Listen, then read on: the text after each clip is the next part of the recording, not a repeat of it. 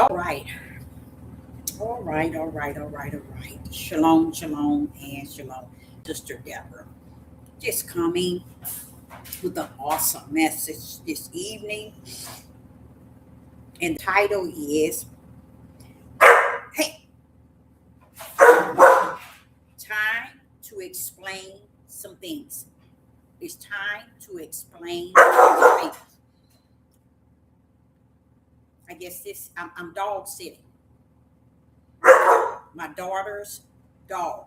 She's gone out of town, and I'm keeping her dog. But I didn't know he was going to start barking because I'm speaking. I guess he think I'm talking to him. Shh! Shut up!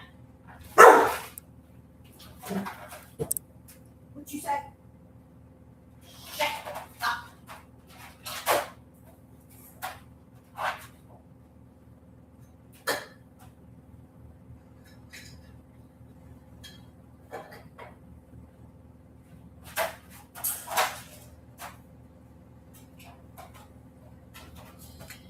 I hope I can. I hope I'm able to do this live. It's a good message. And I hope that dog. I guess he see me, and he see me talking, and I guess he assumed that I'm talking, and only one I could possibly be talking to is him. Okay. I, Sister Deborah, is coming with this message, and it is a awesome message. Uh, this message is talking about explaining some things, and the reason why I feel that this message is important is because it's going to allow me to explain some things. And being so, I think I got about 70 new subscribers. So I want to tap into some things I've spoken about in time past, and I'm just now speaking about it today. Okay, so I'm going to be coming forth with a message, and I'm going both platforms. So I want to start off by saying the title again is Time to Explain Some Things. And I know a lot of things I'm about to say is going to really shock individuals. Uh, being so, a lot of things I'm going to be speaking on is going to really help someone out there who knew it or might not have known it, but questioned it. It was always in the back of their head that, wait a minute, I knew that. So I'm going to bring it forth. But first, I want to talk about Quiet Storm. My son, Quiet Storm, came by here yesterday, him and his wife. And it's amazing the topic he decided to talk about. That is what got me to bring this message before you, because when he brought it forth, he brought it as just something he found that he read and he understood, but he shouldn't have brought it because I brought out a lot of things, and I know for a fact that it really blessed the both of them, because they were like, wow, I never would have thought of that. So I say, let me bring it forth as well. And several of you all have heard this before and in time past, what I'm about to talk about. And that topic that he spoke on, he said, Mom, did you know that the day don't start morning to night? A day start at sundown. He said, did you know that? I said to him, since I was 16. He said, oh, wow, I didn't know that. I didn't know that. Now, I'm going to tell y'all something. This is very powerful for him to say that to me. To me, I feel like I'm the wrong person to talk to.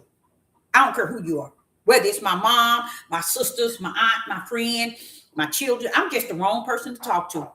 especially in this day right here. I'm the wrong person. Because what Yah is speaking out of me goes beyond an individual understanding. Because I'm sitting here telling you what Quiet Storm was saying to me, and the Ruach is telling me something else.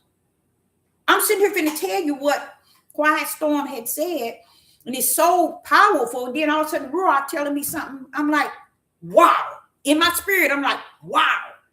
While I'm talking to you all, I got to write it down what he's saying to me, because woo. So Quiet Storm came over yesterday. That's my son, and him and his wife, and they sat down, and he asked me. He told me, Mama, did you know that the day don't start from morning to night? It start from sundown to sundown. And I said to him, where did you find that at? See, I like to go dumb city. He said, oh, it was in Genesis. See, he think he telling me something. I said, oh, yeah. Where you say it's at? In Genesis. Hey, wait a minute. Have not I told y'all, if you miss Genesis, you gonna miss the whole what? We in what? 2025. You got every so-called finding out that they are Hebrew Israelite, just realizing in the last few years that the day started from evening to evening and not morning to night. Here's my son sitting here. I wanted to ask him. I already knew where it was at. I said, where did you find it? And you're going to understand why I asked him. The reason why I asked him, where did you find that at? He said, oh, it was in Genesis. It says it in Genesis. He thought he was telling me something. He said, you knew? How long you knew? I said, ever since I was 16. But it was written in the beginning. So this shows you all that not... Hey, shut up.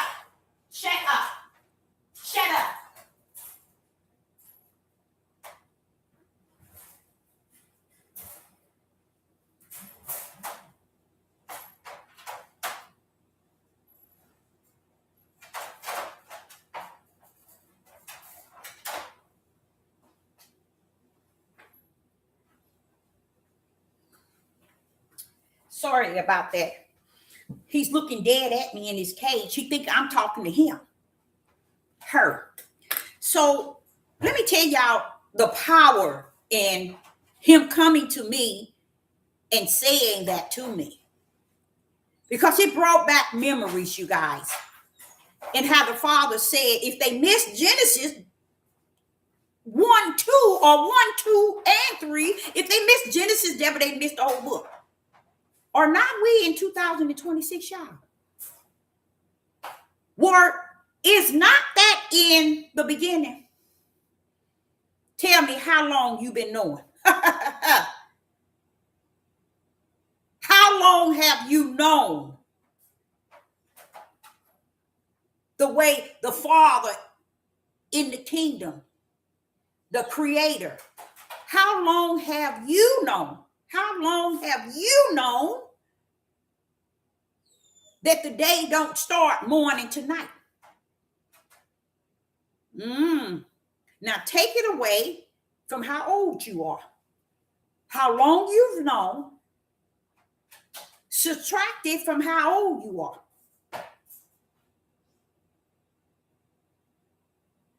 And guess what? He created that in the beginning that way. So you see how Sister Deborah say to you all, it ain't so much as where you think you at. You're a long ways from home. When I teach it's about how the ball has been dropped and nobody's going back to get it. Going back to get it is to go pick it up, correct it, bring it in the light, bust it wide open with spirit and truth. You ain't gonna get nobody on these platforms. Nowhere in these churches, these synagogues, these temples. You're not gonna get them preaching and teaching it. But here he comes and asks me, and in my mind is, oh, Father, just go all the way back. because it shows me how far people are really and have been from truth. And why in this end day, you knowing something that was started in the creation. It started in his creation. And we're running around here talking about the Sabbath day. Like we really up on something. And don't even understand what the Sabbath day really represents and the power therein. Don't know what the Sabbath day really defined. First and foremost, 99.9 have no idea of the rest. We know the kingdom don't need no rest. We know the Father don't need no rest. So what rest is he talking about? Another ball was dropped. 99.15 trillion never knew. Even to this very day, which is supposed to be the worst time ever, they still don't know. So when Quiet Storm come to me and he say, I didn't know that. And he said, Mama, how long you known? I said, since I was 16. You know why? I'm the type of person, I run straight into the throne. Anytime I want a question, I have a question. Wait a minute, why this like this? Why this like this? Why did? That was just me. I asked all the right questions. Why? Because something in me wanted to know truth. And let me tell you something, though. Don't look at this ugly flesh, because it ain't got nothing to do with the flesh. Something in me. Did I hear? Did y'all didn't catch it, did you? Went over your head. I said something in me wanted to know truth. I ain't talking about the outside of who I am. I wouldn't dare give you that impression that I'm standing here telling you I know all this and that. I'm talking about something in me wanted to know truth. So when he asked me that, I'm like, say yes. I said, now let me tell you one thing. Do you know why? If you didn't know that he created it at the very, very, very, very beginning, just imagine what you don't know today. Oh yeah, the ball was dropped a long time ago. And guess where it's at? Still way back. Because ain't nobody going to go pick it up. Ain't nobody going to bring it to the light. Ain't nobody going to bust it open in spirit and truth. They're going to leave it right where it's at. And you think the Father have a problem with it? No. As long as he have picked it up with full understanding. Like I told Satan, you leave that light on. Satan know to leave the light on. For who? Those that belong to Yah. I ain't going to let you cut it all dark. You're going to leave the light on for mine. Because that light, they going to see who you are. While you standing in darkness, they're going to know who you are. So you keep that light on for mine. Satan said, I don't have no problem with that. You could have destroyed me before you even let me come to this earth. You could have chained me up down in the uttermost darkness. I thank you. See, y'all don't even got that sense to believe that, do you? Because you ain't got none. If the Satan knows how to have respect for the kingdom of my fathers, what's wrong with y'all? Y'all got some serious issues. It ain't that you got issues today, baby. You had issues long ago. We're going to cover some of that today. So when Quiet Storm come bringing that to me, I said, do you know if you miss something as little as the day that he created everything, he said it in each thing he created, the evening and the morning, was the evening and the next, let me get it. Let me get it so we can see it. So we can say it exactly the way he said it. Let's say it exactly the way he said it.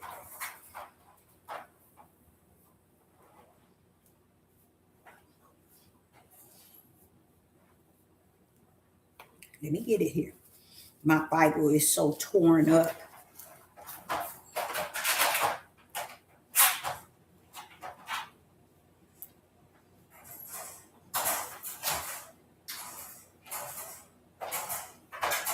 Okay, here we go. Here it go in Genesis. I'm just going to do one of them. He said it throughout. So what Deborah, what are you talking about? I'm talking about way back in the beginning, the very first chapter. Genesis chapter 1 and verse 19. You know, like Genesis chapter 1 and verse 19, it reads, and the evening and the morning were the fourth day. It's never the morning.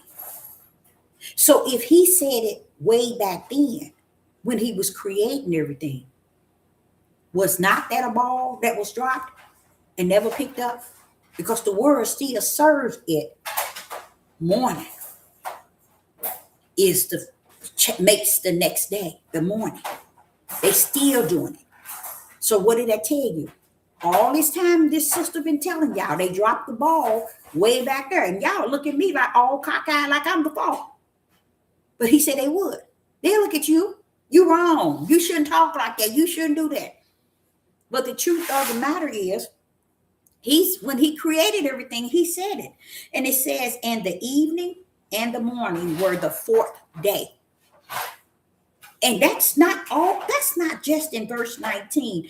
Every time he created something, he called it the evening and the morning, not the morning. So when Quiet Storm talking to me, I'm like saying, and that, because it irked me because of the fact that it shows me exactly what the Ruach has taught me and sealed it in me, that I can understand they have missed everything I have created for them. They have all missed it. And they trying to pull up today like they know something. Trying to pull up like they awaken. Trying to pull up like the light in their presence of them. And they still sitting around in darkness clowning. So when he said this to me, it bothers me because I'm looking, it made me really look at the fact that was another ball drop. I came to you all about the ball as far as the word and the power in the beginning, and what else? His feminine and masculine in the beginning, and he created her and him. That's his feminine and masculine. The image. He didn't speak of nothing but his image of a spirit, and the image he formed, feminine and masculine. That ball was dropped. Then you pull up the power of his right hand. That ball was dropped. But then we stand today like we are fully awakened. And this is why nobody don't have the power that was promised with the Holy Spirit. It's because the people are living the lie. So what that did to me, I explained to him, that's how far you all are lost. If you didn't know it from the beginning, here we are in the year 2026. You still don't know it. You just found it out. So just imagine what else you're missing. But guess where it was at, y'all? In the beginning. He did this in the beginning. They bypassed. Now watch this here. Deborah, don't go there. Oh, yes, I'm going to go there. They didn't bypass them. Oh, don't you go there, Deborah. Oh, yes, I am finna go there. I'm finna go there. Oh, Father, y'all, I'm finna go there. They bypassed the word. They bypassed the power. They bypassed his image. They bypassed his order where male and female supposed to be working on this earth as one. They bypassed everything. They even bypassed the idea. Everything he created, he said, in the evening and the morning was the next day. In the beginning, the ball regarding everything my Father created was dropped. And they standing their tails today, calling themselves awakening. How many times have I told y'all? The only awakened of people have awakened to is stupidity. How about that? How you like me now? You like me now? How you like me now? Stupidity. That's what they awaken to. So I'm just looking at this here and I'm thinking, when he said that, that just made me go way back to the beginning and say, like, wait a minute. So just imagine how much you missing. This is what Sister Deborah been on this Deborah platform speaking. And let me tell you what I said. I said, I don't know if I'm going to get through this night. Because y'all, listen to what I'm about to say. If we miss when the day started, and it was always told to us, and then to come to the place in living where we understand it if we wanted to, but we still chose not, even to this very day. And we wonder why his gate's so narrow. Why is it very few going to find your gate, Father? It's because the way is even just as narrow. Because the people's way, they don't want to find it. They're clowning down here with you all. So let me explain. The reason why he shouldn't have mentioned it to me, because it opened up a whole can of worms.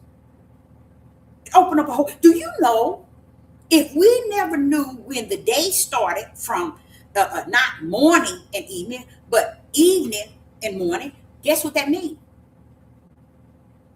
Everything from the day you was born, everything is off course. That's why I say he opened up a can of worms on me. Wait a minute. And that's what I had to break that thing down to him. I said, if that's the case, that's everything is out of order. But didn't I tell y'all that? I said, he said if in Genesis, if they missed Genesis, Deborah, they'd have missed the whole book. And then they running their tails around here talking about I'm awake. They are fully awakened to one thing, and that's called stupidity. That's what they are awakened to.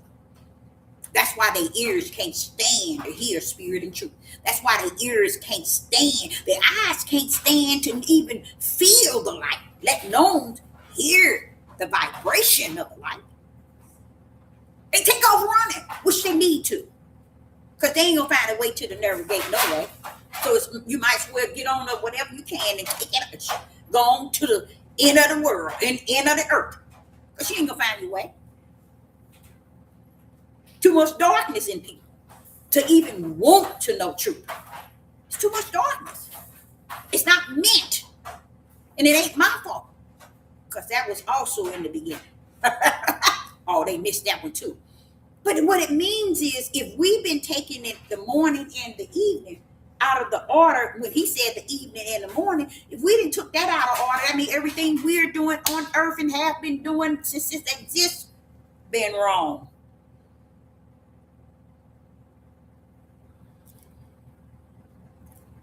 I had to break it down to him. And I looked at his wife. Now, I didn't look at her. I heard her on the side say, wow, I ain't never heard it like that. That's deep. Yeah, oh, no, it ain't deep. It's called truth. It's called truth that everybody's missing. And then I went on and telling them about the 4 seasons. You know, I pulled up on the 4 seasons. I said, everybody's so caught up in, oh, they serving the pagan day. They serving the pagan day. They serving the pagan day. What day are you serving? The Father poured up 4 seasons for us to enjoy. For the earth to enjoy. For us to enjoy.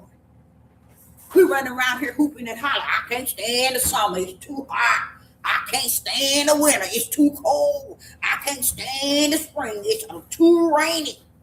We can't stand nothing. And we still hooping and hollering about the pagan days. And I had to break that down to quiet storm. I said, now the pagan days, the pagan holidays, you got more people trying to tell them about the pagan holidays and fail to realize y'all gave you 4 seasons and you still don't enjoy it. He gave us 4 seasons for a reason. We sitting around here. Let me show you how crazy this is. Let me show you how stupid people are. They sitting around here talking about, oh, they celebrating all these pagan holidays. They celebrating Christmas. They the world. They the world. They the world. That's what they supposed to do.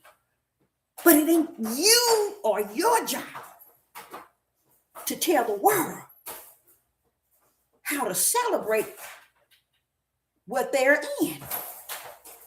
It's your job to tell those that are not of the world, hey, we got 4 seasons. Let's appreciate what Yah has given us.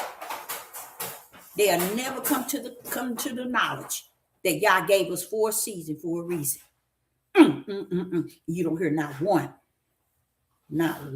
trying to teach and preach it to you. You know why? They don't have no respect for the season. But they will run over here in the world and try to dictate what the world celebrates. Did not I told you? Their awakening is awakened only to one thing, and that is stupidity. They put more energy on what Yah created for us to enjoy than they have somewhere. They got something to go on. But you ain't got no business involving the world, being the world. The world is being the world. The world is being the world. You think he called you to come down here and preach and teach to the world? No. We're on a mission. And we're on a mission as a whole in the body of Hamashiach. The world ain't in the body. So where are you? See, that's what people don't understand. They so busy preaching and giving warning and threats to the world. They fail to realize, baby, you must be the world too. It's so easy for you to be the one to be speaking to the world, and you done forgot that you must be the world too. You come down here just to speak to the world because you ain't speaking no spirit and truth. You ain't speaking no light. You're doing nothing. So when I'm looking at this here and I'm thinking about what Quiet Storm said, I'm like saying, well, Father, that's totally messed up. I mean, everything is off course. But Deborah, didn't I tell you that? But Father, yeah. Everything. Well, tell me how you feel, Deborah. I feel about right. That's about right. That's how I feel. That's how I feel. Everything messed up from the throat. But we running around here talking about, not we, they run around here talking about they awaken.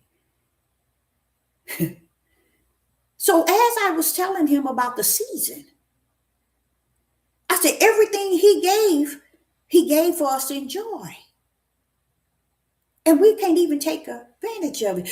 I said, do you know the ground, the trees, everything can't wait for each season. They have a time to change up. I said, you know what else? What is New Year's to you? He said, I don't know. Okay. Want me to show you how? Come on, go with me in the 4th season. See, no Hebrews can't tell me about no 4th season. No, the Hebrews can't tell me about when it's New Year's. You can't tell me about the New Year's. You can't tell me about the New Year's. Nobody can tell me about the New Year's. But those 4 seasons can. Those 4 seasons, I had to break this down to Quiet Storm. The 4 seasons can tell you when the New Year's pull up or pulling in. The New Year's is when new things come forth. I said, what month is that? He said, that's spring. That's it. Ain't that one of his seasons? Why are we enjoying that? That's the New Year's. Even the things that dies during the winter. Enjoy it. Why? Because it's going to spring right back in. Come spring. Enjoy all of them that was once green, now they crispy brown. Dive into the leaves. Wake them up. Have fun. And then he began to tell me, I remember when we used to do that. Oh, yeah, bro. I was all for it. See, I told y'all, I learned those things not when I'm an old hen. I learned these things way back when I was young, hadn't having children. I took advantage of those for a season because he taught it to me when I was 16. That's why I was always able to go into churches and listen to these people preach and teach and come out, tell my kids, now what he said, this, all of it was wrong. And I broke it down to them why. You see?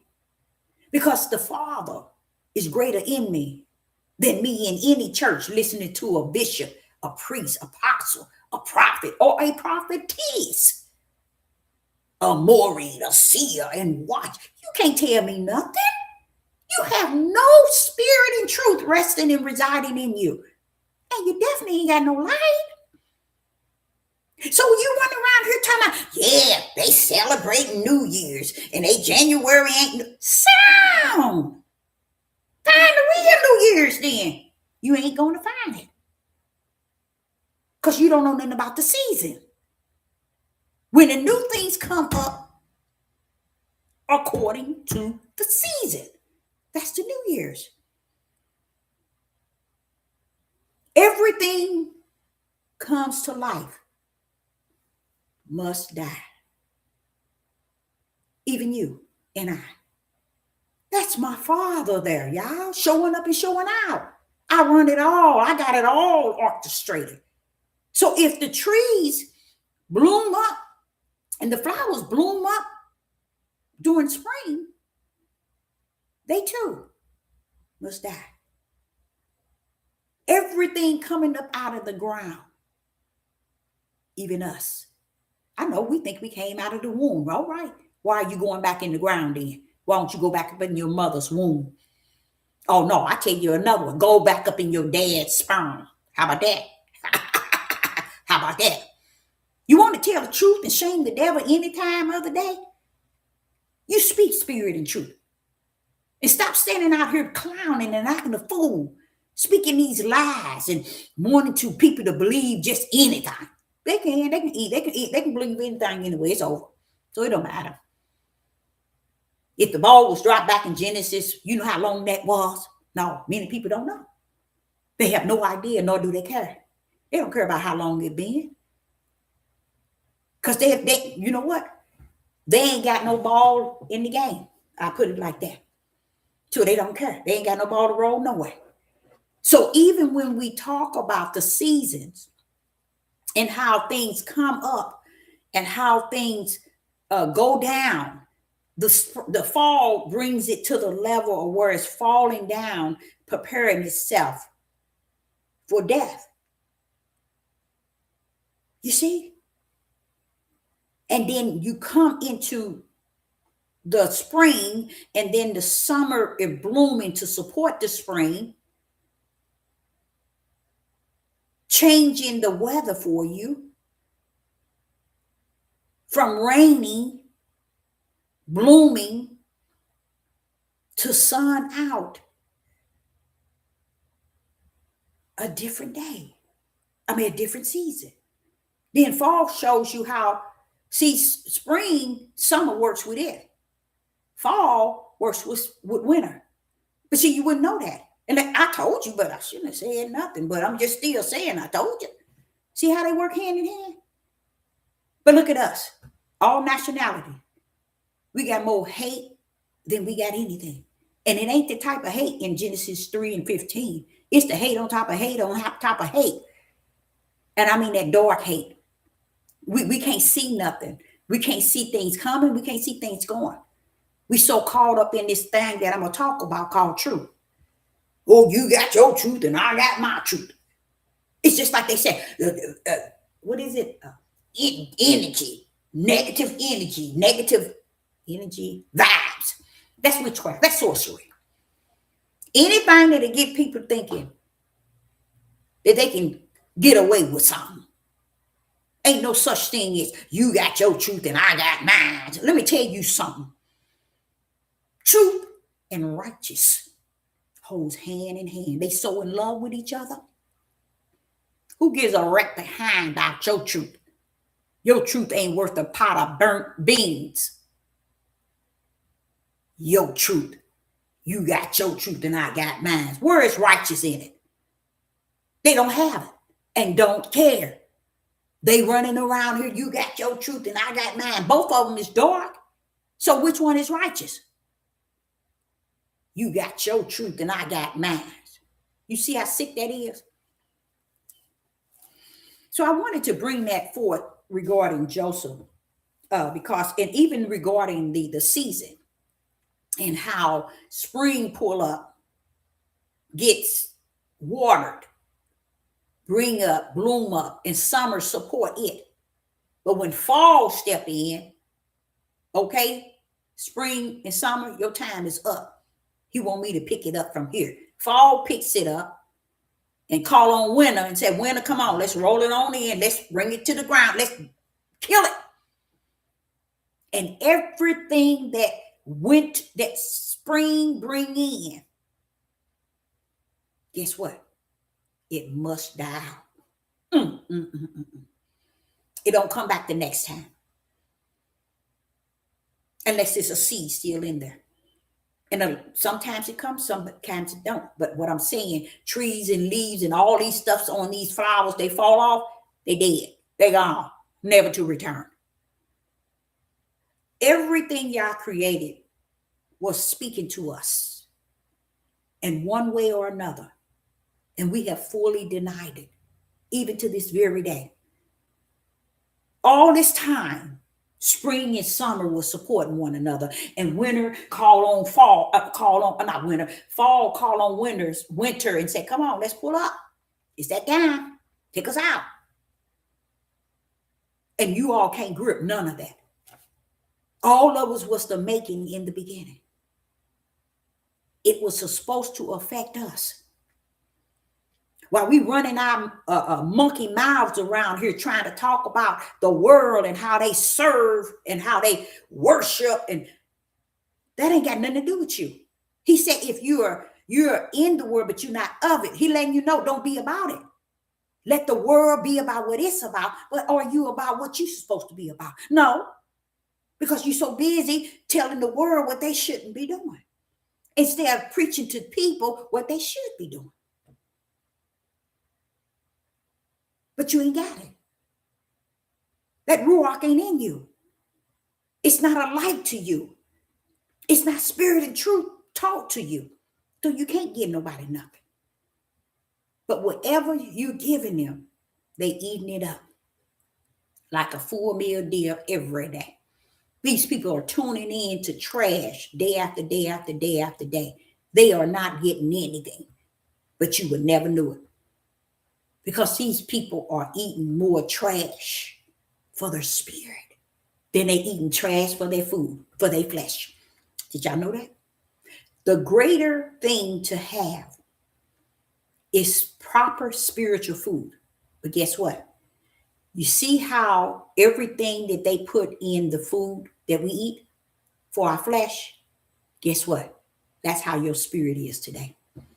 It ain't got nothing good for the spirit. See? But see, you can see the stuff they putting in the food for the flesh. They didn't taint everything that you put in your mouth. Even for paper cups that you drink, the foam and the chemicals that they formed for you to drink out of. Talk about if water sat in it long enough, what it would do for its chemicals. Everything. Oh, nobody don't have a problem with that. They go in the store and they spend up and eat up and everything. But when it comes down to food for your spirit, no one has it. No one wants it.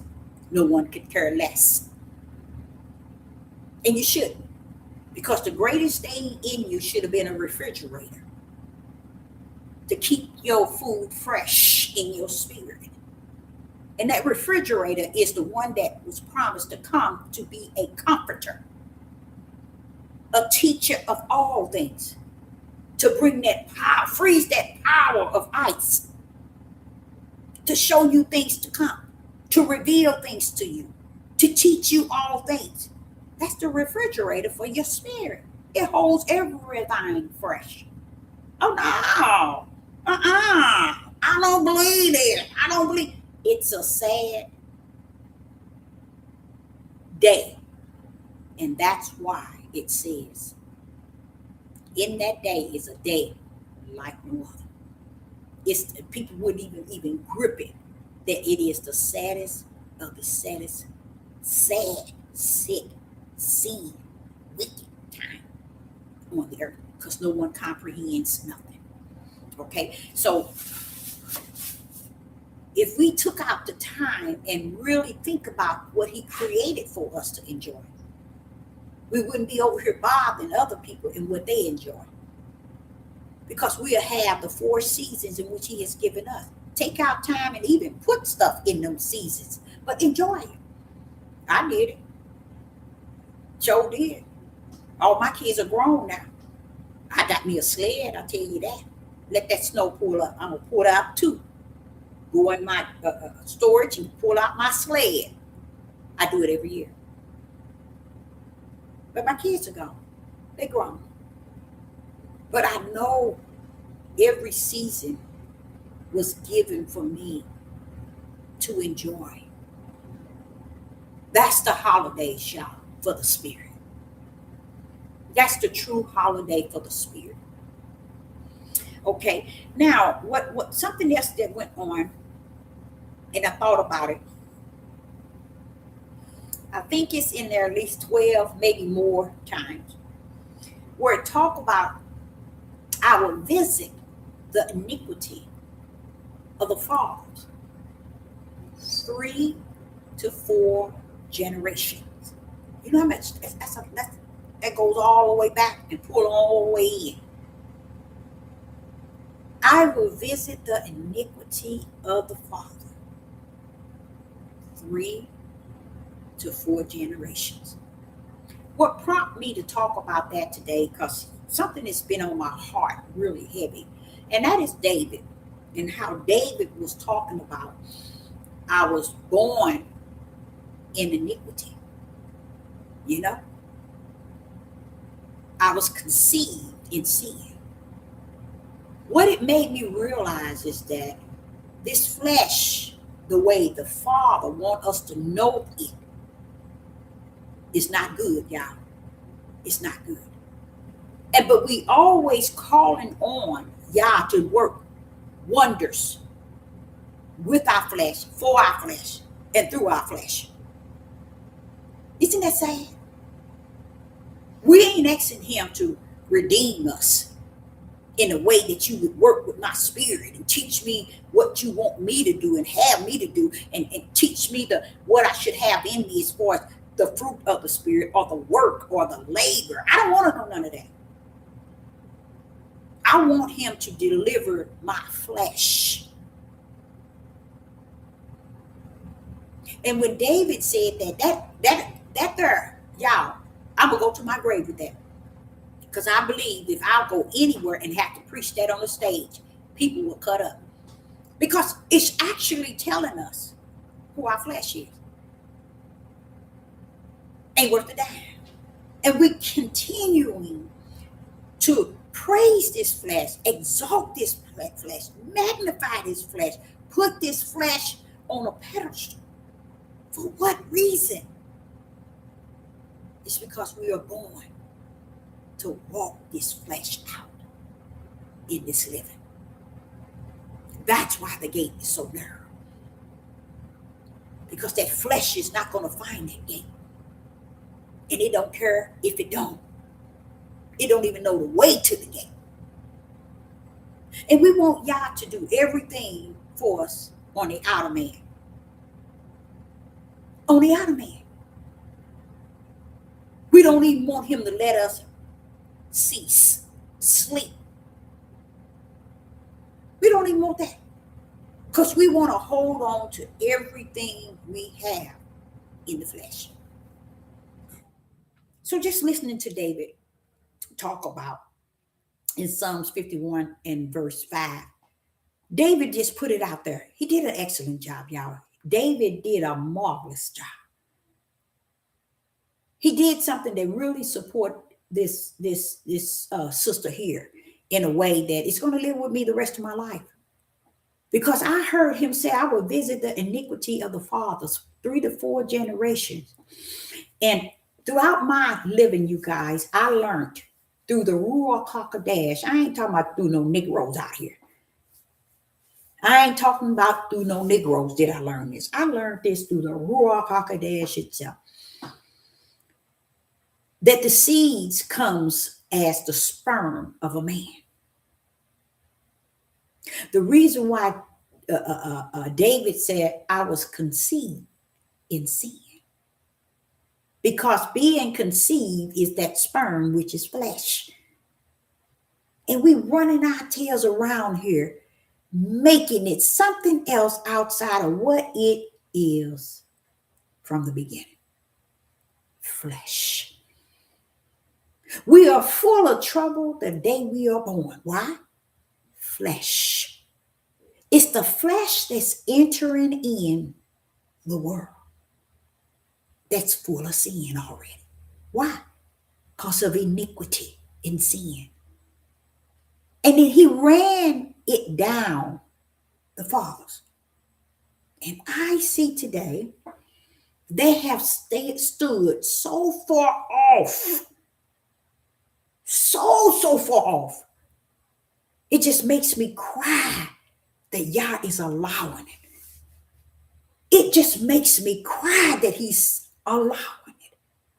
Because they stand so far off.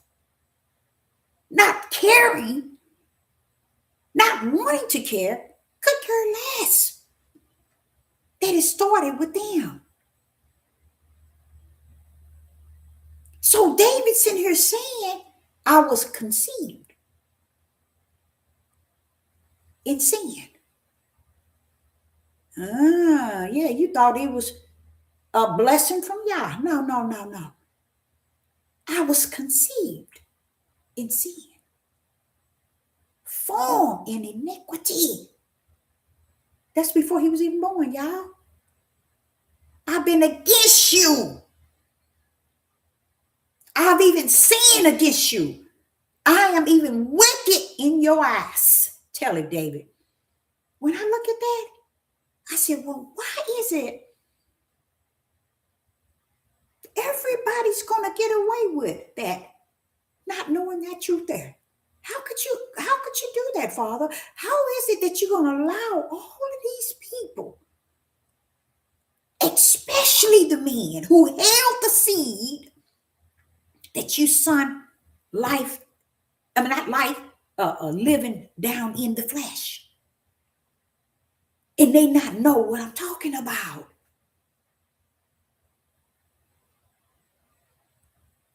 I believe at first I thought, this is what I was thinking. Truly, you got another gate for somebody to come in. Truly, there's a back door everybody going to pull up to. Truly, there's another heavens you're going to bring everybody in. This is it, Deborah. What you understand is he that's greater in you. This is it. This is a part of it's finished. And I'm like saying, but they think they awaken. And not just my own nation, but all these people, like Christians. They have covered every demonic, wicked, and evil on the face of the earth. They have been the shield to protect wicked and evil on the four corners. And they thinking they are being prosecuted because they are Christians. Now, guess what? Y'all judging your tail because you are Christians. That's what's really going on. You are being judged because you are Christian. See, y'all didn't think he was going to pull up. Oh, he out there. He pulling up. He allowing lawlessness, his wrath, his fire, and everything is pulling up on y'all. Somebody was talking about something that went on in the islands. Hey, don't come telling me nothing about nothing. I don't want to hear it.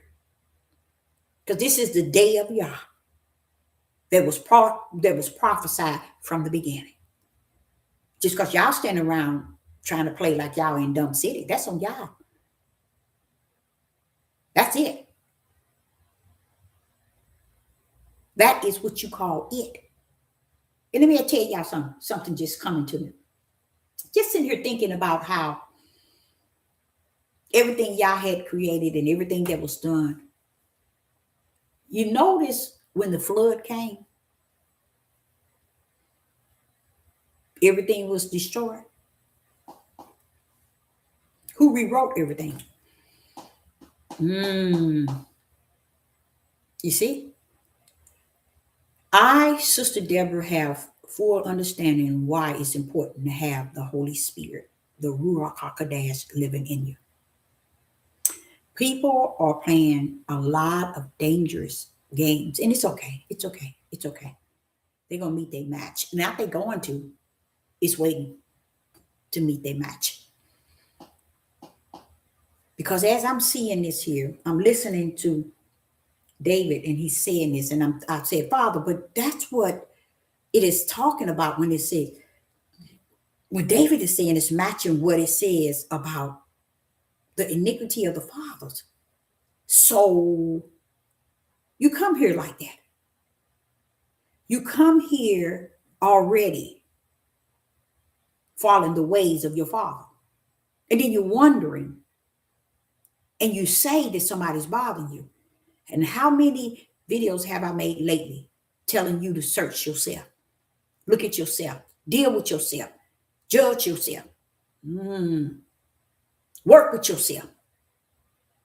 That's something nobody wants to do. Why? It's better for me to blame someone else, to work with someone else, or to say that someone else is doing something. It's better because that's the only way people want to accept it. But when you look at it, it's something to see. Even though it comes with a form of long suffering, and that long suffering helps patience that's held up in you. So I want to go to Jeremiah chapter 1 and verse 5. The topic of this message is time to explain some things. In the book of Jeremiah, chapter 1, verse 5. Jeremiah chapter 1 and verse 5. And it reads, Before I formed thee in the belly, I knew thee. And before thou camest forth out of the womb, I sanctified thee and ordained thee a prophet unto the nations. I want to show y'all something, and I'm going to read this here 3 times. And I know it's going to go over many of you all heads, but I'm going to read it 3 times. Jeremiah chapter 1 and verse 5. This is what David did to me. Jeremiah chapter 1 and verse 5. Before I formed thee in the belly, I knew thee. And before thou camest forth out of the womb, I sanctified thee. And I ordained thee a prophet unto the nation. One more time. Jeremiah chapter 1 and verse 5. Before I formed thee in the belly, I knew thee. And before thou camest forth out of the womb, I sanctified thee. And I ordained thee a prophet unto the nations. Today, let me get this here right. Let me see.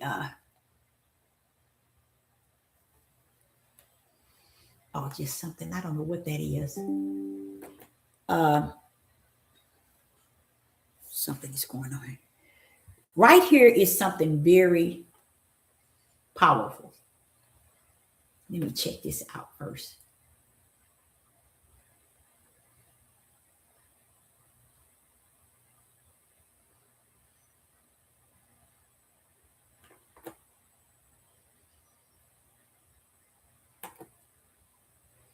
Okay, I want to say something about that. Right here, many people would never see it. You wouldn't see it. Okay, you wouldn't see what's really going on there. Everything y'all did for those who represent him was in the kingdom first and foremost.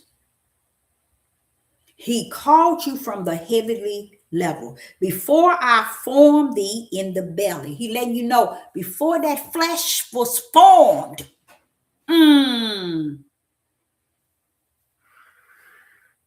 had you written according to my will. Jeremiah chapter 1 and verse 5. Before I formed thee in the belly, I knew thee. Why?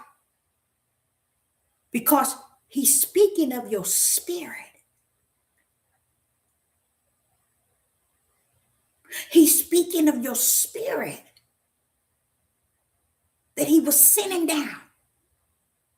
And what he had to do to your spirit was give you what man was going to try to think that they could give you. Because I'm going to tell you something. Many people have no idea that these men are out here ordaining deacons, deaconess, pastors, ministers, evangelists, teachers, Mormons, seers, bishops, priests. Every time you turn around, some flesh is ordaining another flesh to be something that Yah has not called them to. Look how this world accepts that. These are people who has been assigned to be born of the flesh. Flesh got to give them these positions. So they take these positions which flesh has called them to, and they run in it. And that's what you see today.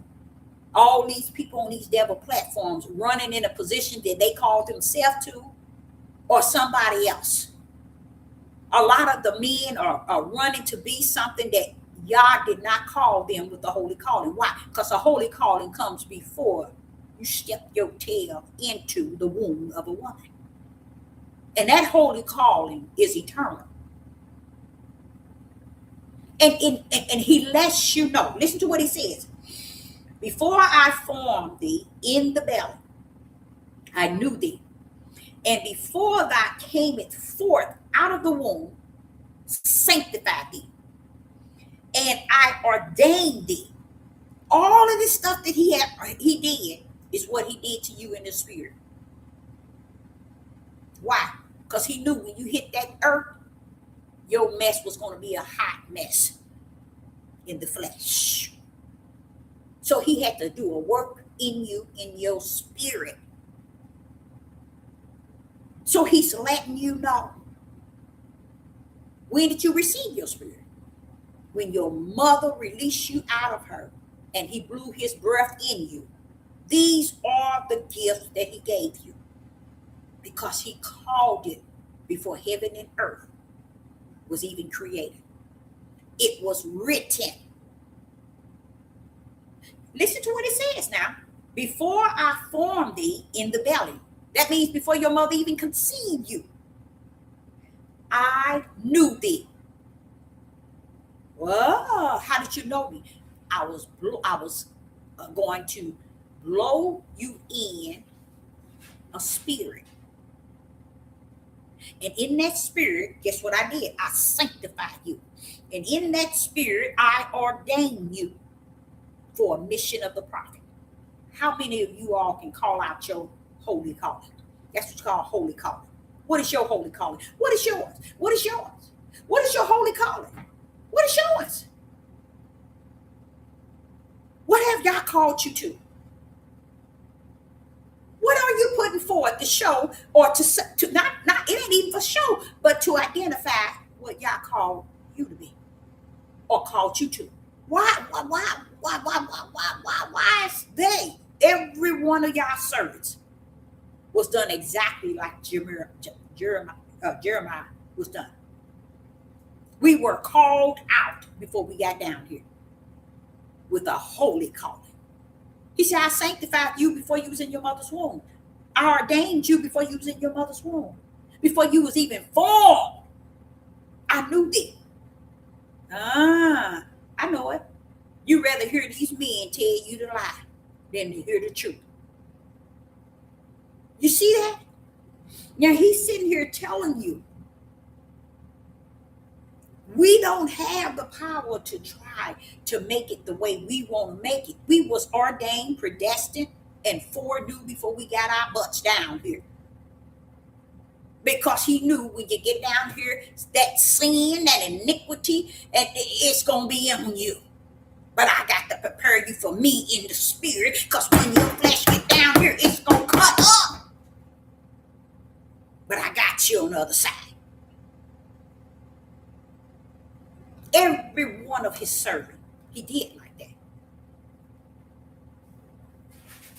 But the way people run their mouth today is that you just come in and you just say, I know I got it. I know I. But he's letting them know. He let David know about Saul. He communed with Saul, telling him how his daddy didn't build him a temple, and told Solomon to build him a temple. Why? Yah has invested in us, y'all, that are truly, truly the servant of the Most High God. We're supposed to be the hated of the hate of the hate on the face of the earth. And we are. People will look at me today, all cockeyed. And they would deny, they would turn the moment they hear me say something that might cut their throat.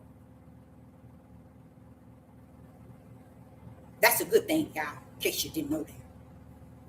So here you hear Jeremiah in the book of Jeremiah, and he was talking in verse 4. Then the word of Yah, Jeremiah chapter 1 and verse 4. Then the word of Yah came unto me. Wait a minute, hold up, Jeremiah. These people down here, hey, Jeremiah, these people down here, Father Yah, Jeremiah, these people down here think the word is their book they got.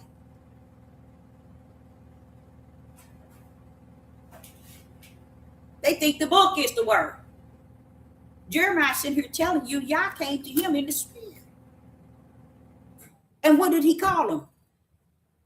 The word.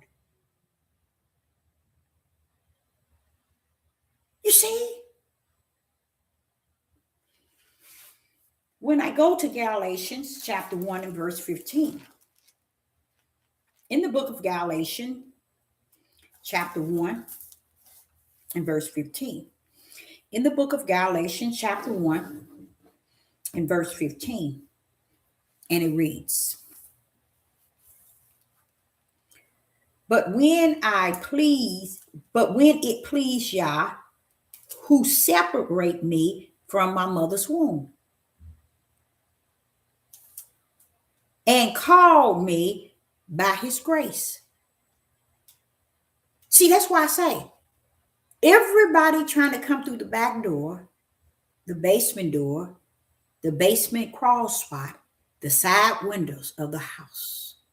And guess what? They can come all kind of ways they want. But the front door is what already been prepared. You can't come in the front door because you have to have what it takes. And what I see as a prophetess in the wilderness, people coming every way. And everybody said, they telling you, when you look, let me tell y'all something. I came in through the basement door. It's wide open. Then another man opened him a church. 3,000 members. Well, I came in too. I came through the side of the house. The window was open. I came in that way. They came in all these ways of a house that was vacant all the time. That wasn't the house of Yah. This was a vacant house that all these people, even on YouTube, who have opened up these platforms, teaching and preaching, these are all ways that they snuck in. Facebook, Instagram, Twitter, YouTube, Patriot, Rumble, they all snuck in, portraying to represent the real house. And guess what? They took a hell of a lot of people through the broad gate. And many are joining their end. Praise the Most High Yah. Because that's all I see. I don't see nobody trying to, I can't say that I can't see they desire, but what I'm hearing, what I'm seeing, and what the real Ruach is revealing to me. And I'm like, oh, Father, this is the way you knew it would be. You knew all about it. So when you get into Galatians chapter 1 and verse 15, it says, when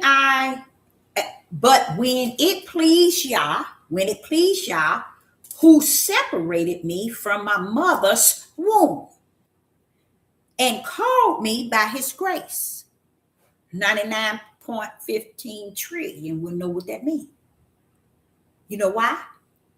They missing something. It's missing something. I truly believe a lot of people are rejecting Yah himself. I really believe that. Because if I gave y'all this verse, probably no one would be able to answer it. They wouldn't even know what's going on here. Let me go here one more time so I can break it down. Galatians chapter 1 and verse 15. But when it pleased Yah, who separated me from my mother's womb and called me by his grace. By his grace.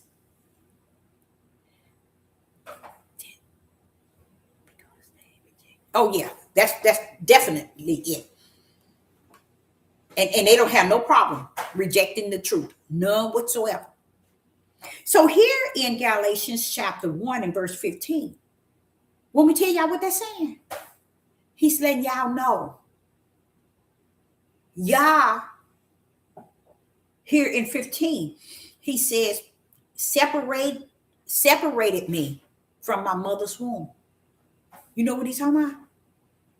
From flesh. He separated me from my mother's womb. The separation was he was born of the spirit, not born of the flesh. People today have no idea that their spirit is either born to walk their flesh way or the spirit is born to walk the spiritual way. You see? So therefore, it's letting you know, he said, he separated me from my mother's womb. I like that because y'all picked in and said, this one mine. Make sure this is mine. That's all he said. I'm going to make sure this is mine. Let me make sure it's separated. I like that. That's beautiful. When you think of the Most High Yah doing this here, that's beautiful. Because he knows. You ain't finna go and rumble in the flesh in this world. I'm separating you from that flesh of your mother's womb. From when you in your mother's womb, I'm going to separate you. That's why I tell y'all, when you in your mother's womb, you do not have the breath of life until he breathed it into you. And that's what he did here. He separated that spirit of that individual from his mother's womb. From the flesh. Yah will show up and show out in the midst of what belonged to him. And for his name's sake, that he has invested in you before the foundation of the world. Okay, so that's another good one. And then I want you to go with me in Ecclesiastes. I saw something there that also kind of did something to me. The book of Ecclesiastes, chapter 12. And the only reason why I'm bringing this up is just showing me how it made me think of what Quiet Storm was telling me, and then how I was telling him how far from Genesis the world is fully lost in. You know, they a long ways from home, you guys. People, you all are a long ways from home. Ecclesiastics chapter 12. Let's go there. And I'm going to show you an example here.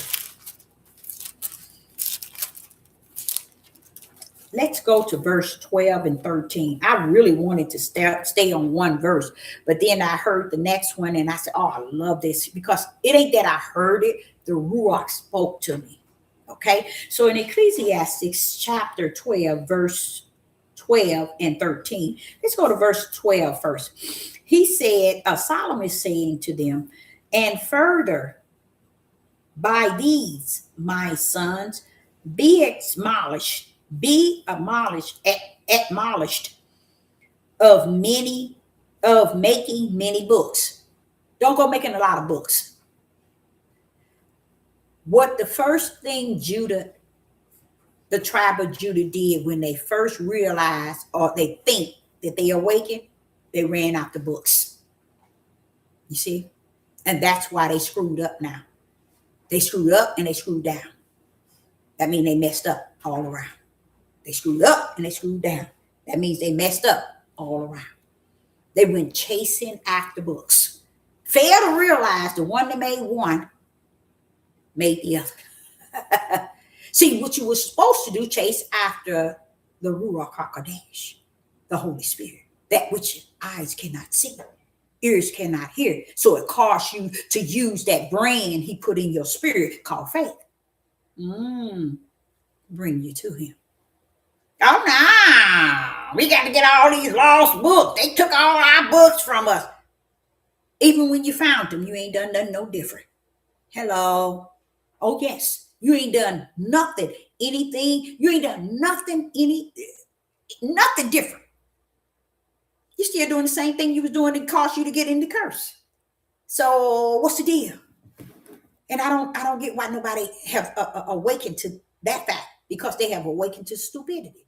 So just to hear what in Ecclesiastes chapter 12, verse 12, and further, by these, my son, be admonished of making many books. There is no end. Now I can sit here and tell y'all that. Do y'all understand what that means, y'all? Do you understand when he's saying there's no end? That means you're going to be chasing your tail in a circle the rest of your life.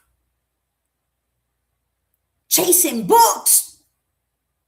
Who's making the book? Flesh of men. So he's telling them, but they don't hear him. Today, everybody seeks after only that. Chasing books. Oh, this book this telling us this telling us this. All these books that they said telling them everything. I can tell you one thing about it. Neither one can answer the calling, the holy calling. They answer to the books, because the books is what gives them comfort to their itchy ears. They didn't understand going and tell them. You can go and tell them. The day of Pentecostal, when all the disciples and the people were in the upper room, they weren't looking for books. They weren't up in that upper room the day of Pentecostal. They was on the way for one thing. That was the Holy Ghost, the Ruach HaKodesh. What are you waiting for? The next book they tell you to go get, that's going to best make you and get you to understand somebody bothering us, when they didn't even understand. When you learn that you are your own worst enemy, you realize ain't nobody done nothing to me. Ain't nobody done nothing to me. It's just like if we would say we anything we do, we say the devil and the demons made us do it. But give me one verse telling us that The things that we doing, the devil and the demons making us do it. You ain't gonna find it in your own book. You know why? Everybody running away from truth that the spirit holds. And that is, you are your own worst enemy. When you first defeat yourself, you can conquer any and everybody with the Ruach HaKodesh. Because the only way you're going to be able to defeat yourself is with the Holy Spirit in you. Taming your spirit, how to get your flesh under subjection. Oh, yeah. Yeah, right. Okay. So here in Ecclesiastes, let me take care of him a minute. Again, look here.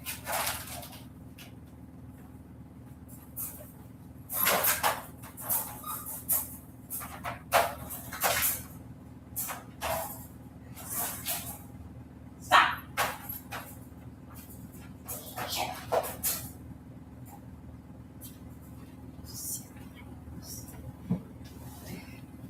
Okay, now again. Okay, here we go. Ecclesiastes chapter 12, verse 12. Now we're in verse 13. Okay, look at verse 13. Let us hear the conclusion. Let us hear the conclusion of the whole matter. Fear Yah and keep his commandments, for this is the whole duty of man. Notice what it says here. Let us hear the conclusion of the whole matter. What do you see there? Y'all got 4 brands. You have to have one of the brands. You have to have one of the brands. See, you got 2 fears. One fear is in the flesh. Then you got this fear of the spirit. That's the one that y'all brand you with. He's telling you have to have the fear. See, that's what we messed up at. Because we didn't know, they still don't know that the way that he has ordered these things, he ordered it in a way.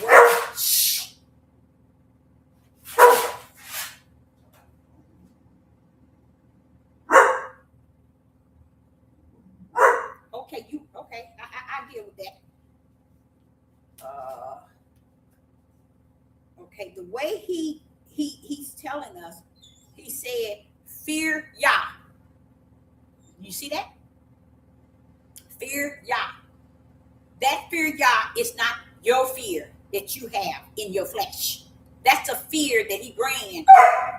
He grants those that are his spirit. So that's the spirit he said. He's identifying fear Yah. Do you think he's asking you to use your fleshly fear to fear him? How about that? You think he's asking you to use your fleshly fear to fear him? No. He's talking about that one of those brands. He got 4 brands that he has, that he grants our spirit with. Righteous, belief, faith, and fear. Listen to what he said in verse 13. Let us hear the whole conclusion of the whole matter. Let us hear the conclusion of the whole matter. Fear Yah. He only speaking to somebody that fear Yah. Why? Because he branded his to fear him. And keep his commandments, for this is the whole duty of man. He ain't talking to all of y'all. He ain't talking to all of y'all. He talking to the one that he has branded with one of the 4 brands. He only brands your spirit, you guys. You see? It's the spiritual brand. Fear Yah. He ain't telling flesh to fear Yah. Y'all don't want your flesh fearing him. He only interested in your spirit. You trying to make your people, 99.9 has made their flesh serving Yah. And they don't even understand. He said he don't have nothing to do with your nasty flesh. How about that? David sat there and told y'all in Psalms 51 and verse 3. Was it 3? No, 51 and Psalms 51 and verse 5. My flesh ain't worth a dime. It's totally against you, Father, in your eyesight. And we run around here thinking it's all about the way our flesh feels about our Creator. What kind of wretch behind is that? When we can't even serve Him with this nasty flesh. Oh, they don't care. People don't care. They don't get it, and they don't care. They figure He gonna get it the way they want it, and there ain't gonna be other way. You got to do it anyway. We got the majority going through the broad gate, so we going that way. That's how people think, y'all. They figure the true way is the way where the multitude is going. They're going to always think that. It ain't nothing nobody going to do nothing about it. It's nothing you can do about it. So if you think that Yah is coming down here in the day that He created to be the worst of the worst ever on the face of the earth, and you think if for 1 minute He coming around here to change it for you, keep waiting on Him. You'll see the tribulation. You'll feel the perilous time. You'll feel the wrath. You'll feel the judgment. You'll feel the fire, and you're going to get tried by that fire. How about that? Yeah, right. I know what you thought you was getting away with something. Oh, yeah. He gonna get you. Don't think he ain't. Okay? So here in Ecclesiastes chapter 12, in verse 12 and 13, you have to really understand what it's saying. You see? And 99.15 trillion don't. So that's why I say, I notice even being on this devil platform, you can see the narrow gate. I can see the narrow gate, a 20 trillion miles long. I can see the narrow gate. I understand it. It took a lot for me to really embrace it. It took a lot because everybody ain't who you think they are. I don't care what role they play. And that gate, respecting the fact that the gate gonna always be narrow, that's beautiful. That's beautiful. That's like letting me know that don't look for it to change, no matter what. Don't look for it to turn around and go bow faith. No, Praise the Most High Yah. So let's go to Deuteronomy chapter 6, verse 2. I'm just going through verses I might have even spoke on before, but Deuteronomy chapter 6, verse 2. In Deuteronomy chapter 6, in verse 2, let's see what it's saying. It says, in Deuteronomy chapter 6, verse 2, that thou mightest fear Yah, thy Yah, to keep all His statutes and His commandments, which I command thee, thy and thy son and thy sons' sons all the days of thy life, and that thy days may be prolonged. Okay, so here let's go over this again. Let me bring this up a little so I won't be looking down. Deuteronomy chapter 6 and verse 2. That thou mightest fear Yah. You see that fear again? That thou mightest fear Yah. Why? You might be the ones that fear Yah, because Yah has put His brand fear in your spirit. Thy Yah, to keep all His statutes and His commandments, which I command thee. Thy and thy son and thy son's son all the days of thy life, and that thy days may be prolonged. Now, this shows you right here in how they had stolen the identity of woman, okay? And they have nailed it to sons. What's the problem then? Why ain't they taking the responsibility that He said this here to the males, to the sons, and sons? Look like 3 generations. Why haven't they took a hold of that and realized that, wait a minute, He's speaking to 3 generations. Sons, thy son's son. Come on now. Why ain't they focusing on that? Why ain't nobody talking about, well, okay, y'all, He's really talking to the men. They ain't gonna do that. They're not going to do it. They're not going to tell you the truth. And that's all the churches, from the Roman Catholic to the Jesuits to the faith ooze, all the way down to every denomination. These men have been in these denominations and they have never came to tell nobody, not even their families, the truth. And what you see is what you see. And a lot of people act as if they don't see what's going on. He's sitting here saying, and thee and thy son and thy son's son all days of thy living life, and that thy days will be prolonged. Now he's speaking to them. He's speaking to them. He's speaking to them. But he's speaking to those who fear Yah.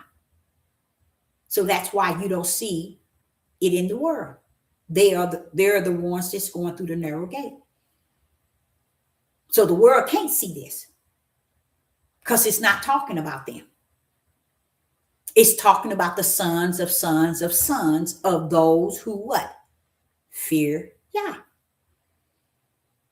And a lot of people, they've been in the church 80, 90, 100, died, perished, not even knowing truth. But it's still Yah's will, because he knew them before the foundation of the world. Wow, that's deep. So here, the reason why they can't teach and preach it, because he's talking to a set of people that fear Yah, sons, sons, and sons. That's why you won't find it in the churches, in the temple, in the synagogue, in the place of worship, and all these different Christian churches, Baptist churches, Jehovah's Witness, and all that. You ain't gonna see it. They ain't gonna teach this. Why? Because he's talking about the sons that fear Yah. What do you mean, Deborah? The fear that is branded in their spirit already. I know you didn't hear Jeremiah. I know you didn't hear Ezekiel. You didn't hear Isaiah. All three of them was talking about the Father connecting to them before they was even born. So y'all sitting around thinking that y'all has to bow down to y'all and do it y'all way, say it y'all way, think it y'all way, and feel it y'all way, as if he's not your way. He don't belong to you. He's spirit, and he is all truth. So all this mess about, oh, you got your truth and I got mine, ain't no such thing. That's wicked and witchcraft, sorcery at the highest. Only one truth, and it's the truth that stands side by side, holding hands, making love with righteousness. Now, if you don't know nothing about that truth, go on somewhere and sit down. Take your truth and get on somewhere and sit down and shut up. Okay, so I liked this in Deuteronomy chapter 6 and verse 2, because it sends a sign, it sends a message to those that fear Yah. Yah has 4 brands, and I think he got hope too, but it's righteous, belief, faith, and fear. Before your spirit get down here, he brands you with those brands. Some people got 1, some got 2, some got 3, some got all 4. You see? But those are brands that he brand your spirit with. You know how sometimes the tools that he give you to come down here with, to make sure that you stay under the arm, the wing, in the way he has called you to go out. He gives you the tools. Okay, so let's go now to Psalms 119. In Psalms 119 and 133. Psalms 119 and 133. Psalms 119 and 133. Order my steps in thy word. Do y'all see that? Can y'all see that? I know that's went over your head, but can you see it? Let's go back to Psalms 119, verse 133. And what does it say? Order my steps in thy word. You see that? So how could this book be the word that David is telling him to order his steps in? He's telling the Father, order my steps in thee, Father. Not a book. The ball was dropped in the beginning. People thought that the word was the book. They thought that the word was the book. I'm going to have to, next time I video, I'm going to have to be inside a different room so he can't see me. He's moving. He see me talking. He think I'm talking to him. Okay. So let's go to Psalms 119 and verse 133. It says, order my steps in thy word, and let not my iniquity have dominion over me. You see how, no. You know how I was telling y'all how you work with yourself, judge yourself, work with yourself, you your worst enemy. What is David telling y'all? Listen to what he's saying. He's asking y'all to order his steps. But what else is he saying? He said, and let not my iniquity have dominion over me.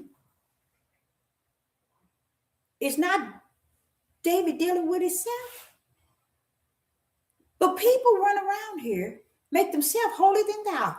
And they don't even know they don't even understand that's holy darkness that you're making yourself to be. Well, you are your own worst enemy. We need to start working with self. Judging ourselves. That's why he said, judge yourself and no man shall judge you. That stuff is real. Look at how David is sitting here telling you. He's telling the Father, don't let that iniquity. He ain't said I'm sinless or I know I don't sin. He's telling it to the Father. You know all that mess is in me. I know my spirit is in you. But this flesh, don't let it have dominion on me. Because it's sinful. Ain't nothing wrong with that. He's telling the right one, the Father. He's laying it to the Father. You won't get people to do that today. They ain't gonna even give y'all his own spirit to know that they are willing to come before him and ask him, or to say to him, I recognize I'm ugly. I got sin. I do this. I do this. Oh, ain't nobody gonna do that, y'all. These Negroes out here today, and not just the Negroes, these people in this world today doing all this stuff out here, and nobody's owning up to it. Nobody's owning up to it. I heard a man, he has to be like probably 68, somewhere in there. His wife had back surgery. So her mother and her stepfather, they travel in a camp, and they decide to come help her, to support her after her surgery, when her husband didn't want them there. And he told his wife that he didn't want them there. He wanted her to tell them to leave. And she said, they're not leaving anywhere. This is my mother. She come to help me. I just had surgery. Do you know that man went not only killed his wife first, and then killed her mother and her stepfather, all at the same time at the table. And then sitting down, telling the policeman what they did as if he did, telling the police what he did as if he did something powerful. This is the day in which the Father spoke of, that this is going to be worse than any other time ever exists on the earth. So what is that saying? You know how you said Sodom and Gomorrah? He said, no, Deborah, it's going to be worse. You know how we say the days of Noah? It's going to be worse. Because he said this day, it's going to be worse than any day ever exists on the face of the earth. And everybody around here clowning and partying like, hey, it's time to party. He ain't coming. It ain't nothing. It ain't real. Everybody doing everything that has nothing to do with the Creator himself and cursing him on top of it as if nothing is going on. That's why I know the heat has been turned up, because I can see it. Spiritually, I can see it, and natural. So I'm not going to sit here and tell you I don't see it. So I like how David was saying in 133 verse, order my steps in thy word. In thy word. What's in his word? Anybody know? What's in his word, child? Why is David telling him to order his steps in his word? You know he already ordered your steps, but what is David telling him? Anybody in the live chat, if you know, what is he telling? What is David telling him? What is David saying to the Most High?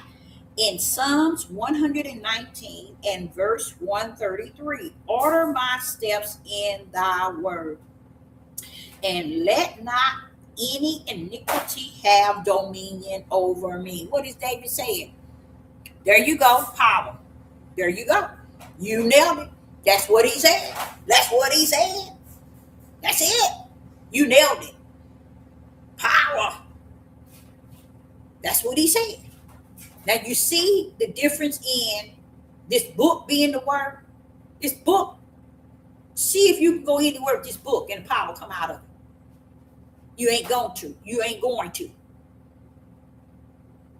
So David was telling him, he know Yah is the word. Meaning speak that bad boy. Speak it, because when you speak it, your power gonna pull up on my behalf. Order my steps, Father, y'all. Get that iniquity out of the way with that power. That's why I tell y'all, not only have the ball been dropped and ain't been picked up, people denying any and everything that has been out of order. And I had to tell Quiet Storm that it's just not the day, baby. You sitting here talking about, did you know that the day didn't start in the morning? I said, yeah, I know. How long? Since I was 16. And he's sitting here saying, oh, I just found it out. It's in Genesis. I'm like, oh, you kidding? We're in the year 2026. I wonder what's going on. And they still ain't teaching it right. So the ball has been dropped and left there. It wasn't the Father's will that they go and pick it up and get it right. And that's where it remains, right there. Okay? So I like the idea of David was saying that, because he was telling him at the same time, bring you that word that you have that has that power, order my steps and get rid of that iniquity that have dominion over me, Father. He's telling him, and this is what I was saying. You remember when he told us already that when the Ruach come on us, we should have power. Remember that? This is why people don't have power, because they don't know who the word is, and that the word is detached to the power, and the power is detached to the word. So when they get the hooping and hollering, saying in the name of so and so, so and so, in the name of this, and you get your tail somewhere and sit down. You don't even know who the word is, letting alone the power. So who are you talking about in the name? David knew. David said that word, because he knew that word and that power was hand in hand. It was with him in the beginning. Okay, my next one is Ezekiel chapter 18. Ezekiel chapter 18 and verse 20. In the book of Ezekiel chapter 18 verse 20.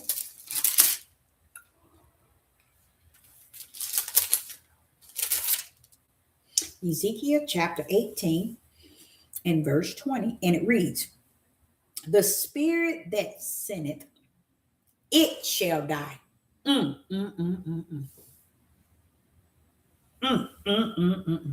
The son shall not bear the iniquity of the father, neither shall the father bear the iniquity of the son.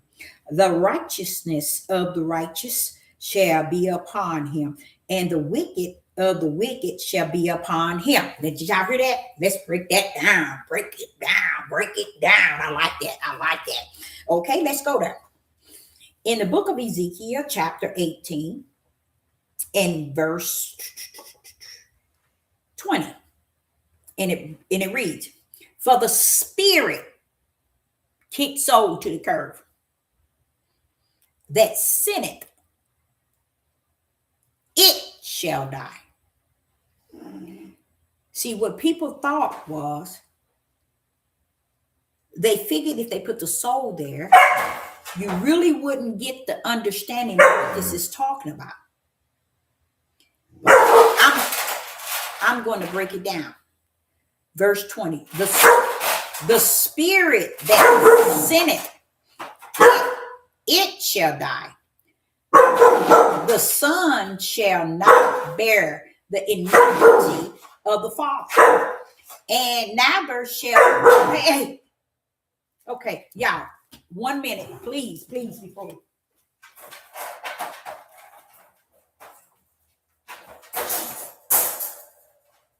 Shut up.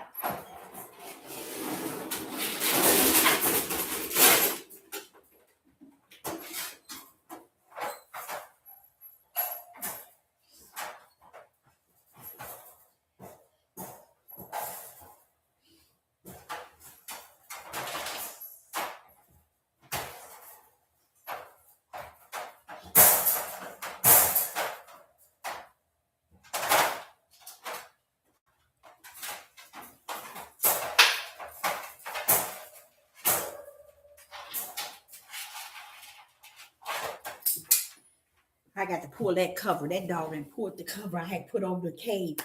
He done poured it into.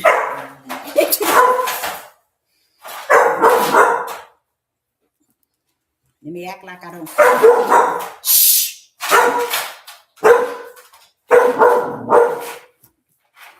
1 minute.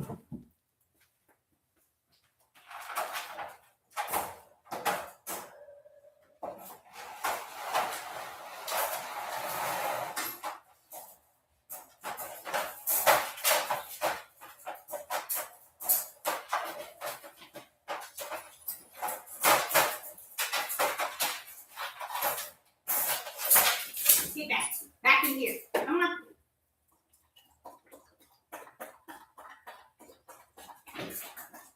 In the cage. Cage. Into your cage. Shut up. Shut up. I ain't talking to you.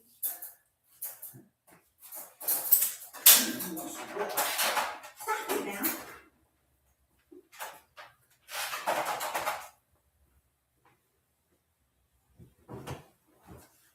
I'm going to do it again.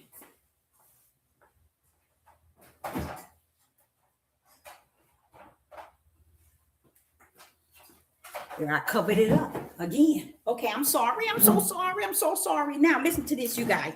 Ezekiel. Oh, not Ezekiel. Yeah, Ezekiel chapter 18 and verse 20. It reads, "The spirit that sinneth, it shall die. The son shall not bear the iniquity of the father, neither shall the father bear the iniquity of the son. The righteousness and the righteous shall be upon him, and the wicked of the wicked shall be upon him." Now, who can answer that? Anybody? What is going on there? Deborah ain't right. Can y'all answer that one? Who can answer that one? Who can break that? And this is why I say be very careful using the word soul, because it comes to throw you totally off, so you will be confused. Soul is put there to keep you confused. It's really spirit, okay? Now, notice what it's saying. You have to be very careful in how they got it. Now listen to this here. I'm gonna go on and break it down. Let me see. Somebody might have it here.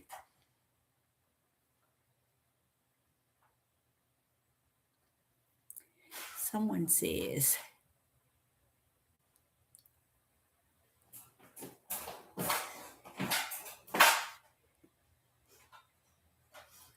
okay, it says here in Ezekiel chapter 18 and verse 20, and the soul, it says so, but it means spirit, because it's letting you know how the wicked spirit and the righteous spirit, it is not talking about the righteous flesh or the righteous flesh or the wicked flesh. It's talking about their spirit. It's talking about their eternal spirit, you guys. He's letting you know the sin, said the iniquity of the father goes down 3 to 4 generations, okay? But what he's saying is, even though the sin goes down 3, 4, the iniquity on generation and generation of the father, he's letting you know each one, the father and the son, and it's going to be judged by the wicked or the righteous. You see? So that if they come and they repeat every wicked act that their fathers, then they're going to go down like their father. But if they come down here in their father wickedness and they turn and they go in the way of Yah, then they're the way of the righteous. But he letting you know that, listen to what he's saying. He said the spirit that sinned it. Because people don't think that their spirit sins. Baby, your spirit is your eternal destiny. When you are born of the flesh, that means you're born to do the will of your flesh. But if you're born of the spirit, that means you're born to do the will of Yah's spirit. So that's why it tells you one that comes one is born of the spirit and one is born of the flesh. He that is born of the spirit, he that is born of the flesh. So here is the same example, but what he's telling you, the iniquity of the father,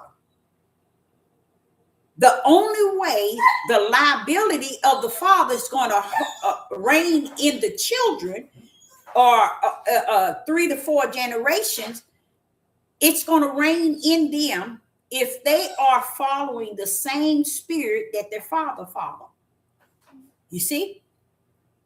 Then if the generational curse is broken and the son don't repeat the same thing dad has done, the iniquity of the father, or even the father might turn like Paul did, from his wickedness, which it was set in him, the day, the hour, the minute, the second that Yah tossed him off of that, it was on. Off his horse, it was on. His whole mission began. Okay, so what he's saying that the children is not going to pay the penalty in the eternal for the sin of the father if they did not repeat the sin of the father throughout generation. But what you have here is a constant. Just imagine, y'all, if they would teach that in a place of real sincere worship. Just imagine what that would do to the sons, what it would do to the father. Just imagine. The first and foremost is that they know that the father knew that your sins, your children, Yah is going to visit their iniquity 3 to 4 generations, almost to the point letting you know, the father, if you're doing these things going to reign in your children.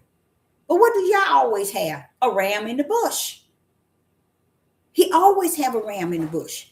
That means that one of your children might not be carrying the iniquity that you've carried as a father, because Yah sealed him before the foundation of the world to come out of that generational curse.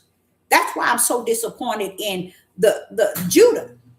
All that you have gone through, all that you have been through, all that you have done toward the Father, the Creator himself, and you still can't seem to get it right, even to this day, it's the Father's will. It's Yah's will, because he knows only what he got invested in Judah belongs to him, not Judah itself. Same thing about the house of Israel. It's not everybody in the house of Israel that belonged to Yah. It's only what he got invested in the house of Israel. Okay? So Sister Deborah is going to see someone is constantly speaking, and I'm sorry I haven't been tuning in to what is being said, and I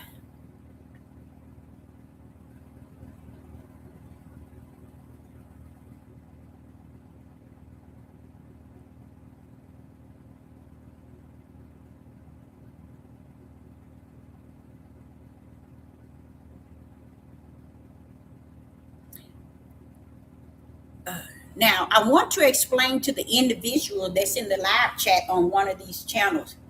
First and foremost, a child don't have the ability to take his own breath. If that was the case, Adam would have took his own and got up. Okay? What people don't understand, they will not give Yah the glory. They won't give him the praise. They won't give him the honor. No one gets up.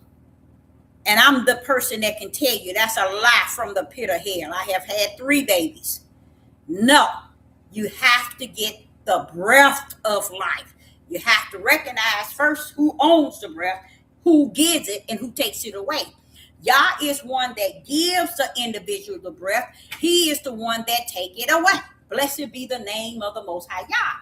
But there are people that refuse to give Yah that type of glory. You know why? It's going back to what I was saying earlier, the word and the power. You see, it's the word and the power.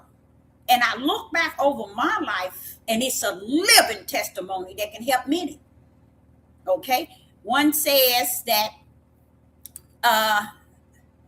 the breath is not blown into a newborn. One, it's supposed to be once they got one, they come out of the womb, they are forced. Now, where the force come from? What gives a child the ability, the force to receive life? Somebody need to talk to me. What we do when we say things like that, we strip the Father, the Creator, of what he is and what he was and what he has always been. You need to go back to the beginning. And if Adam was formed, Adam didn't get up, did he? He was formed by the mighty right hand of the Father, but Adam didn't get up. Adam remained in that dirt, formed, but he didn't get up. That right there is showing you how you can miss the beginning and try to talk the end and be so far from it. Stand down. Breath of life can be given. Breath of life is taken away. Blessed be the name of the one that created the beginning to the end. We got to stop trying to rip everything from the Father. It's no way in the world a child got the strength to take a breath. It's no such thing. If that's the case, Adam, I know Adam probably would say, well, wait a minute, Deborah, I laid down. I couldn't get up. If that was the case, then what's the sense of the Creator having the breath of life and also takes the breath of life? He takes what he gives. You cannot get it yourself. Okay? Ain't no force to no baby. Okay? If that was the case, it would override the child being in the mother's womb. Okay? If the child has that type of force to take a breath. It's no such thing. The breath of life comes from the Most High Yah, and it's not a force thing. It's Yah. It's the creation. Go back to the beginning. That's where you need to go back. And you tell that to the beginning when you see Adam still laying down without the breath of life. That's how you have to take it. You have to take it with the understanding that in the beginning, he said he breathed the breath of life. If you strip and call it today a baby having the ability and the strength and the power to breathe on their own without Yah, somewhere you need to go back to the drawing board. I mean, you better go soon. We ain't got that much time. We ain't got that much time. You better go real quick. You better go back to the altar. And I mean way back to the beginning in Genesis and pull on up. Because if you ever tell somebody that we are born on our own strength to breathe on our own, something wrong. Okay, so I'm just gonna cut that off short right there. It was Adam. Let me back you out because you ain't hearing. It ain't nothing you saying, and you ain't hearing.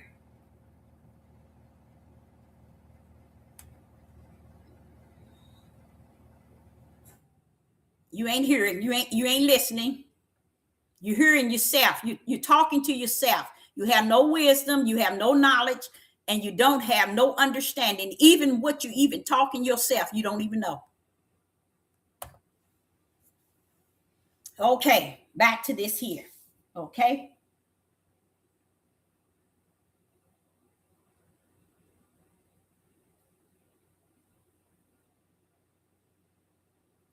Do you know we live on giants? Someone says in the other one, do you know that we live on giants? Okay.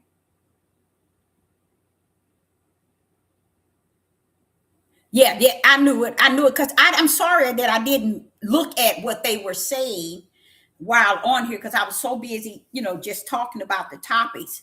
And when someone come in, that's why they come over here is because they think they're going to spread their power. But you have to know how to address them because they think they can tell you something and they still in the world. Now, what that person just got you speaking on was things that's talking about the world. It is not spirit and truth what they said. They're saying that when we come into the world, we have the force power in us to breathe on our own. And when we all know that life and death is in whose hand? So how is it it's in our hand to breathe? I never see that. Someone over here says that, do you know we live on giants? This is how far they have done what Solomon was saying and what many books, many studies, and many things that they get involved in, and they don't have the basics. Why? The ball was dropped back in the beginning of Genesis, and they don't have the basics. But by them not having the basics, they try to pull up today, and they all the way off. How far are they off? They in the front of the line and the back of the line of the broad gate. That's sad. That means they suffer to not even find their way. Why? We in the midnight hour. We in perilous times. We done pulled up on tribulation. We in the time of lawlessness. We in the time of judgment. The fire of Yah has been kindled. We are in a time, and I just was so amazing to me. People are running their mouth and not even seeing what they are involved and what is actually is happening in the world today. I was looking at my kids thinking that, Father, they don't have a sense to see what's actually going on and taking place in the world. Because their world is their world. Like they said, my truth is my truth. Your truth is yours. People say that. That's how people live in this day and time. We got one saying that, do you know that we live on giants? Now, what is that to do with where we are at today? What is that to do with where we are at today? And how can you get on a topic that you are on top of or you're living on giants? Too many books bring worrisome to the flesh. I like that when Solomon said that. I forgot to share that with y'all. He said it brings a worrisome to the flesh. So you know what that means? Depression. That's what I'm trying to tell y'all. I try to tell y'all. Let me show you what in Ecclesiastes. Let me go back here and I'm gonna show you. I'm gonna show you what he said. But see, this is the sort of stuff people don't want to hear. It go in one ear and out the next. And it's okay. It's gonna be what they're gonna become. This is the sort of stuff that's gonna come upon them.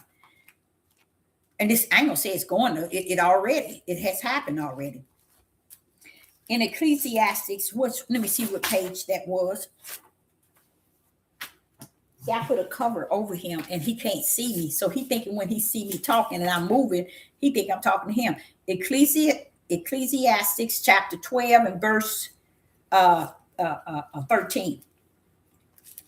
Let me go there. Ecclesiastes chapter 12 and verse 13. Nope, it's verse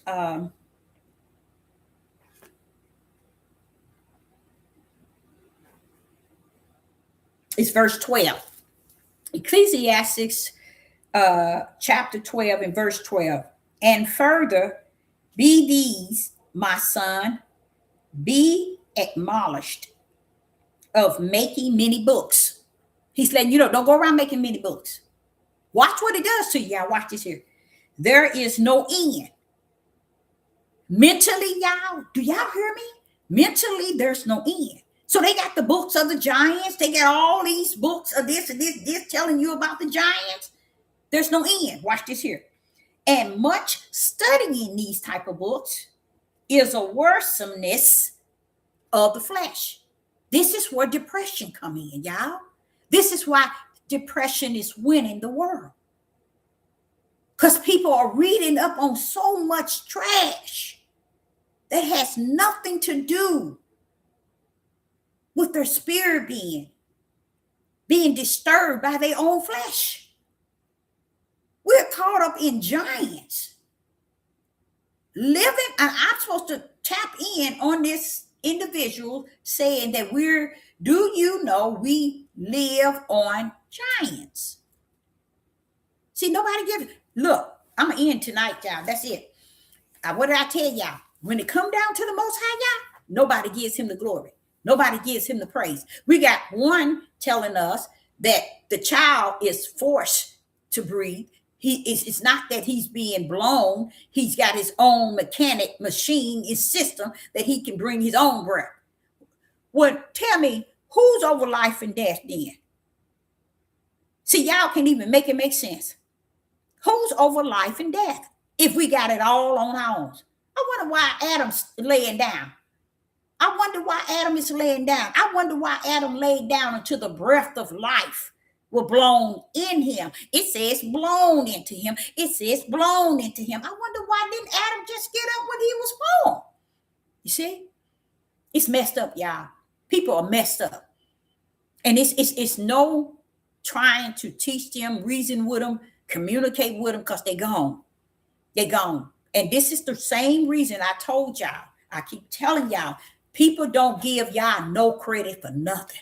Anytime somebody tell you the life is that child got that strength and that power to bring her own life, I guess she got her own strength and power to pull up her own death too, huh? Because the same one to give life is the same one take it back. It belongs to him. So I, Sister Deborah, say I appreciate each and every last one of y'all in the live chat.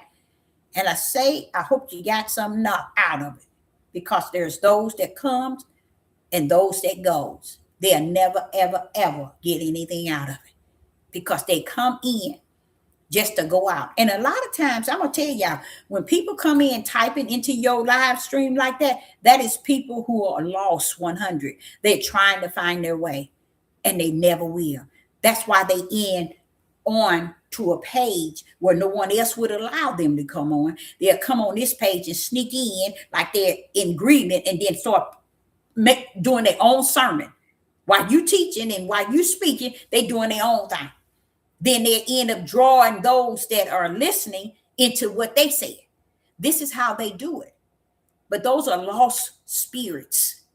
Those are lost spirits of individuals who have lost their way and can't find their way. They can't find their way because they lost in themselves. They self-understanding, their self-wisdom, their self-interpretation. All of this is flesh.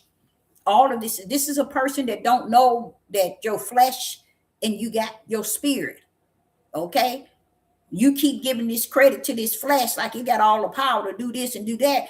If he snapped your breath away and you on the ground, I ask you, won't you get up? since you got the power to breathe on your own. Hello. So our sister Deborah say, I appreciate each and every last one of you all tuning in. And I want to let you know I will be back. And we do have the spiritual phone counseling at work. Okay. And it is Monday through Sunday. Let's say Sunday through Thursday, 8 a.m. through 12 a.m. Okay. And the number I will put down in the description box. Okay. So I, Sister Deborah, say unto you, you all have a wonderful evening. Shalom and shalom.